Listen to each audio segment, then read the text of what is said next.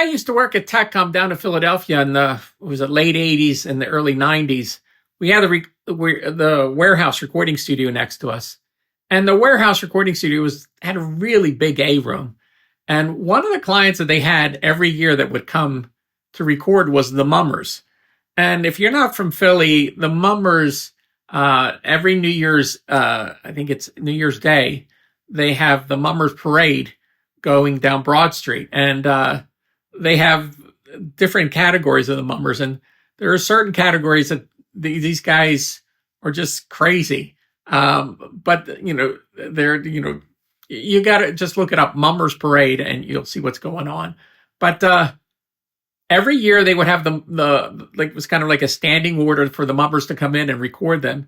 And they're huge. It's a marching band that they would bring in there to record, because there was no other studio that was big enough that would accommodate them.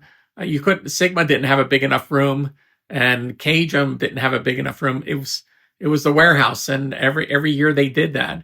I don't know what they did when the warehouse went away, because it turned into Sonic Studios, and then I think they'd stopped working all in all. But every time the Mummers would come in, it was just like controlled chaos going on there. That was pretty funny, and you would know that they were over there because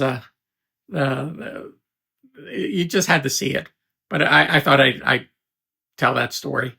I don't know where marching bands record when they have to record. I'm probably out in the fields, but these guys went into a studio, and that's, I think, a very unique situation. But there you go. I remember talking to a studio designer a long time ago, and he thought eventually every major city would have one or two big studios with big rooms, and then there will be a bunch of smaller studios all around. But and it seems like it's going that way. Either it's one or two that have big enough rooms that could accommodate something like that.